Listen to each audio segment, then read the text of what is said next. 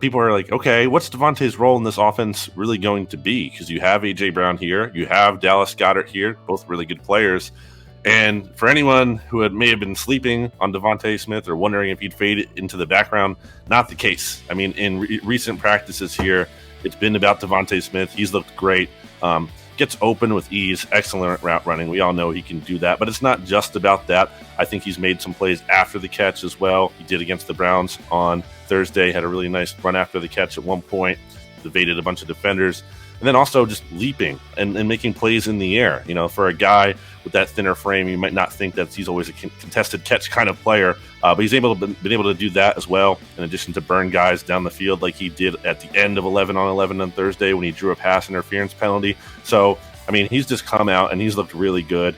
It's no longer just the A.J. Brown show at practice.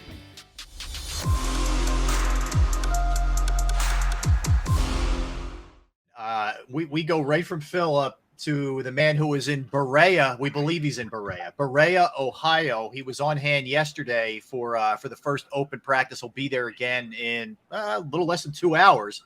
From Bleeding Green, the man himself, Brandon Lee Gowton. What's up, BLG? What's up, dude? What's up, bro? Brandon, can you hear us? How's it going, guys? Sorry if I'm having any technical issues here. The hotel Wi-Fi is a little, suspect and everything. So trying to make it work. Yeah. So let's keep cast a wide net to start here. Just give me your overall impressions. It could be anything from yesterday that just generalities, something that specifically stood out, whatever. Give me something that caught your eye yesterday, or kind of what you witnessed yesterday. Yeah, so I thought the Eagles defense, I wasn't able to watch them, full on because, when you're one person at a joint practice, there's a lot of different things going on at once. We were on the sideline view of the field. We couldn't stand on kind of like the end zone and like you kind of can at Eagles practice, or even the Jets when the Eagles practiced against the Jets last year, and see both fields. So the defense, Eagles starting defense against the Browns starting offense, was on the far field. So limited view of that. Whenever I looked over, it seemed like it was kind of a close battle. I saw the Eagles having some stops. I saw the Browns having some big plays. Kind of seemed even.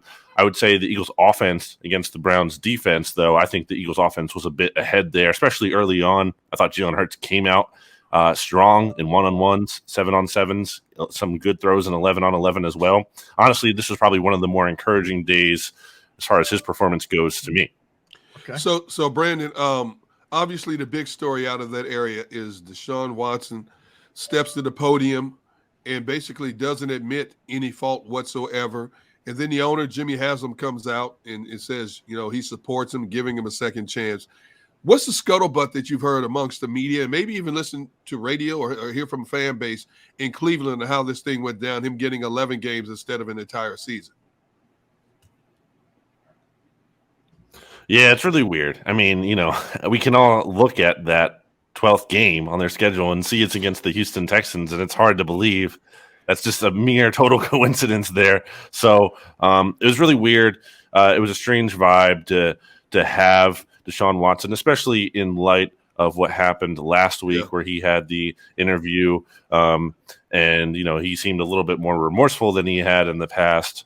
But then that's also considering that his fate was still hanging in the balance when it came to his suspension, and all of a sudden the verdict is ruled out, and then there's a statement that doesn't really seem so remorseful. So it's been a strange ride. It's a crazy situation for the Browns to give up all they did, to give him all of that money, to be in this spot. It's really weird, and I don't think anyone out there feels good about it. Mm. Well, I'm looking at also the fact that this team invested so much on.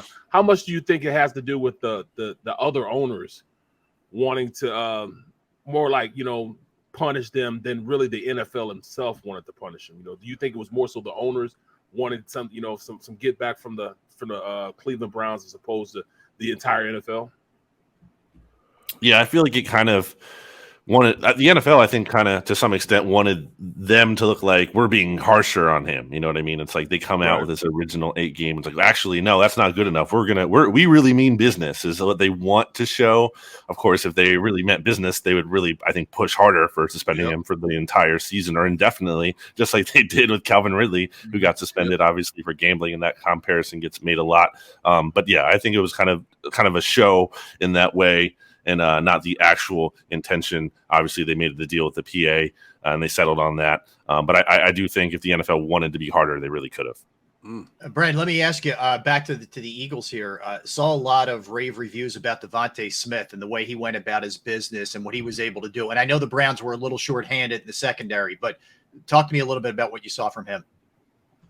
Yeah, I mean, it's been the A.J. Brown show for a lot of training camp, especially when DeVonta Smith was missing time with an injury there. And there was time that kind of, people are like, okay, what's DeVonta's role in this offense really going to be? Because you have A.J. Brown here, you have Dallas Goedert here, both really good players. And for anyone who may have been sleeping on DeVonta Smith or wondering if he'd fade into the background, not the case. I mean, in recent practices here, it's been about DeVonta Smith. He's looked great. Gets open with ease, excellent route running. We all know he can do that, but it's not just about that. I think he's made some plays after the catch as well. He did against the Browns on Thursday, had a really nice run after the catch at one point, evaded a bunch of defenders, and then also just leaping and making plays in the air. For a guy with that thinner frame, you might not think that he's always a contested catch kind of player, but he's been able to do that as well, in addition to burn guys down the field like he did at the end of 11-on-11 on Thursday when he drew a pass interference penalty. So, I mean, he's just come out and he's looked really good. It's no longer just the A.J. Brown show at practice. Hey, Brandon. That's what I kind of thought anyways. I thought he's talking about 1 and 1A. They didn't draft him the number 6 pick overall for him to be a number 2. So I really see that. But when you were watching the offense, as far as spacing and how the game plan was to get guys open, did you see a lot of 2 receivers like AJ and Smitty on one side, or did you see them across from each other? What type of formation did you see those guys for the most part be in? Yeah, I think I think we've seen both of those looks. I think we've also seen a fairly decent distribution throughout the entire training camp. There was a lot of A.J. Brown, as I noted earlier on, but now I think you're seeing more of a balance there where DeVonta is getting involved, and Goddard just had a big day on Tuesday as well. So I think Hurts is doing a good job of trying to feed all the mouths that they have there in offense. And I don't know that they have like a bread and butter look there as much as they're really trying to mix things up. Hey, Brandon, a topic we're going to talk about later in this show, but I have to ask you this. Miles Sanders is nicked up a little bit. Should this team consider getting another back? There's some decent backs out there in free agency right now. I think they should because, as you mentioned, Miles Sanders is hurt. He just missed his 3rd practice. I'm guessing he won't be out there today. We'll see about that. But behind him, what do you really feel good about? I mean, I think Boston Scott is a nice player. But that's just one.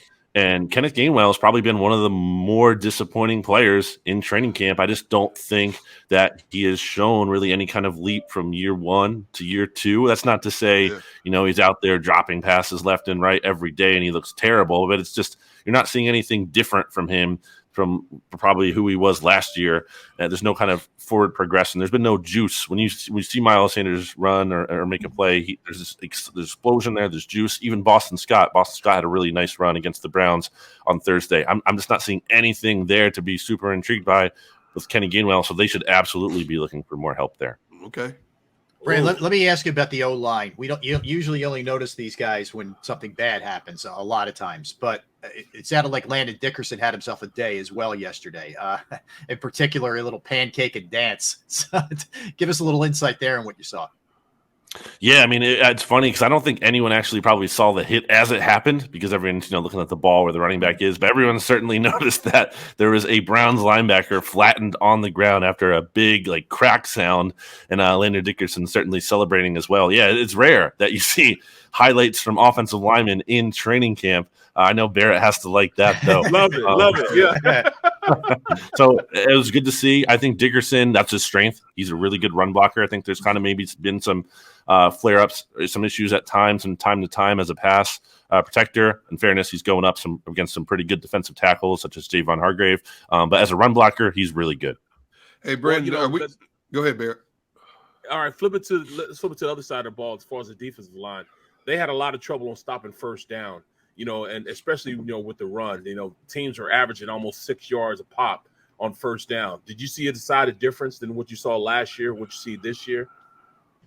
Yeah, the Browns are going to run the ball a lot this year. Yeah. Oh, yeah. Practice is any indication.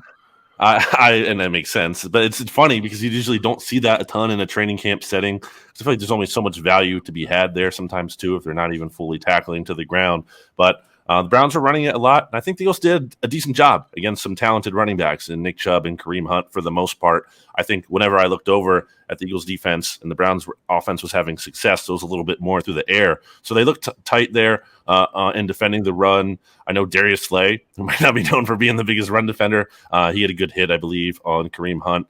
And then really the defensive line as a whole was just kind of making it life tough for that Browns offensive line at times. So the run defense looked good. Hey, Brandon, do you expect to see the starters much on Sunday against Cleveland? No, I don't really, unless it's some kind of like disaster practice today where they look, there's a billion penalties that look terrible and they look like they're just going through the motions and they're getting kind of whooped by the Browns. No, I don't think so. If it's anything like it was on Thursday, I think the starters, you're looking at one series at the very most, and even then, I don't think so. Okay, Brand, we've seen a lot of brawls in these open practices, right? And it typically happens on the second day. How chippy was yesterday, and do you think we could see some fireworks with things that were sort of put in place yesterday carrying over into today? Yeah, I do, because I mean there were some chippy moments, nothing that came super close to being an all-out brawl, but some jawing, some getting in each other's faces. I mean, Devin Allen literally jumped over a guy, and I feel like the Browns aren't going to like that, and I'm sure they noted that, and that might get revisited a bit today. So I fully expect there to be some kind of shoving, or I don't know, full-on. I don't know. I can't guarantee a full-on brawl for the people, but I think there's going to be something today that gets a little bit more heated. I think it's supposed to be a little bit hotter today too than it was yesterday. Right. Oh yeah. And they practice late for again, just to remind people. For some reason, the Browns choose to practice in the afternoon. Is that a conditioning thing, Brand? What's your sense of why you go at 2:00 in the afternoon? Doesn't make any sense to me. I don't think there's been any kind of good answer on it for people who've asked around or try to get a sense. It's just the way it is out here. Weird. Let me ask you one more thing. I know again, as much as you could have seen, but the Eagles don't do a ton of play action stuff in general, so the defense isn't really dealing with that as much. I know the Browns do a boatload. How did you think the Eagles responded to that? Because that was a kind of a talking point for a lot of people. Yeah, I think that's where the Browns had some success on offense against this Eagles first-team defense. I saw Deshaun Watson hit Anthony Schwartz down the left sideline at one point. Vontae Maddox had been beaten in coverage, and there were some other deep completions, it looked like, as well. So, yeah, that's definitely a good look for them to get in these practices, and I think they're going to kind of have to adjust some things there or find some solutions to that, because it did look like that was getting them a little bit in Thursday's practice. So, who stood out to you at the linebacker position? We saw Nakobe Dean stepped out, when he was in with the twos. Who stepped out and as far as, even with the pass rush, with the pass rushing guys and the linebackers, who would you see made the most impact when you were there? Yeah, Josh Sweat had a really good sack on I believe it was Jacoby Brissett or Watson. I forget who was in at that moment. But, yeah, really good sack by him. Good to see him getting pressure. As far as the linebackers go, I mean, Nakobe Dean in the preseason game, I thought that was really nice to see because we haven't really seen him be active in practice this summer. Right. I don't know if, practice at the setting he shows up as much. TJ Edwards, Kaiser White, those guys have had great training camps. I think those are your clear top two linebackers in terms of just deserving it. They've made a lot of plays throughout camp. Weren't as active, I guess, I didn't see against the Browns. I don't think the Eagles defense at all forced a turnover against the Browns on Thursday. So you lacked kind of the big plays in that regard. But I think they've been really good. And as I mentioned, their run defense is pretty solid. So I think those guys have been good in that regard. How did James Bradbury look in yesterday's session? So he's been out. He actually got banged up on Tuesday, then I believe it's lower body, and then he was not practicing on Thursday. And then I should mention too. So for the success that the Eagles were having on offense, it's worth Myles Garrett. Yeah, a lot of big names. No Myles Garrett. Yeah. No Denzel Ward. No Greg Newsome. So wow. Yeah. Well, what about it was a clear matchup. I heard a little bit about it. The matchup between Lane Johnson and what's his name? Jadeveon Clowney. Yeah, Lane, I thought it was a good challenge for him. Obviously, there was no dirty hit this time for Clowney on Jalen Hurts, thankfully, that knocked that. right. No spear. Yeah. No cheap shot. But yeah, I think that's a really good battle. And Lane seemed like he was pretty exhausted after practice. He even said, he's like, I have no idea what went out there on the field today. I couldn't tell you if, because they passed a lot. I couldn't tell you if we were any good. So it seemed like it was definitely a challenging day for him. Even Jordan Mailata in one-on-ones, he got beat by kind of like relatively unknown guy. And I'm not, really concerned about Jordan Mailata. But the point being, the Browns have some defensive line talent, and they're getting some good work in against this Eagles offensive line. Hey, Brandon, I'm sorry, man, but was conditioning something that you could, you were aware of, that you could see out there? Because at this point, I don't know if they've done enough. Back when I played, we conditioned. This we used camp for. A lot different scenario. But, do you think they need to do a little more running, as a whole, not just Davis, but as a whole? I don't think so. I don't think we've seen a ton of issues with that. Someone did remark to me on the sideline on Thursday that Jordan Davis looked a little bit tired coming off the field later in practice, and that's obviously been brought up with him. But that's like the first time I ever kind of even noticed that in training camp all summer. Right, so right. I'm not really like overly concerned about that. I don't think it's been a big issue. Hey, Brandon, at the beginning of the week, we were jokingly talking about, whenever two teams get together because they're tired of beating up on each other, they, get together with somebody else. There's always something extracurricular stuff. And we gave basically our odds-on favorite, who was going to be first one to start swinging. Now, as you just said, it got a little chippy yesterday. It's hot. Coaches yelling at players jaw-jacking back and forth. Who's your number one candidate to get into a little extracurricular stuff today? Well, I mean, I think in terms of someone being sought out, again, it'd be Devin Allen. But in terms of maybe an Eagles player starting something, and there was some kind of jawing with him going on. Sean Bradley, is a guy to watch. Sean Bradley. Okay. Yeah. Temple Zone. He's not a quiet guy. That makes Rob's day. Well, you guys can attest to this. When he walks out in practice, he lets out this just like harrowing scream every time before he goes to practice. And you're like, somebody, what just happened there, man? It'll scare you if you're not ready for it. So that doesn't shock me with Sean Bradley. I last one, Brandon, from me. Jordan Davis, how'd he look in your estimation? I think, he's looking really good in terms of it's not always about him, making the sack or getting, right, blowing up the play directly, but you can just see he draws a lot of attention. And I think that attention is allowing other players to get through the line and kind of make plays. And even if he doesn't necessarily, make a big play again on a rep, he's giving the offensive lineman hell. Like he's like pushing them back. He's a problem in the middle of the line. Oh, good stuff. Good stuff. Well, Brandon, listen, I know you got to run. We appreciate you. Thank you, man. Thanks, man. Appreciate it here, man. As you're Thanks, heading guys. off to the second practice. But that's Brandon Lee Gowton. Follow him on Twitter at Brandon Gowton, Eagles reporter, manager, and editor-in-chief, Bleeding Green and BGN Radio. He does an awesome job. Brandon, thanks, man. Yeah, good dude. And he was kind enough to get us right before he jumps on the bus to get out there to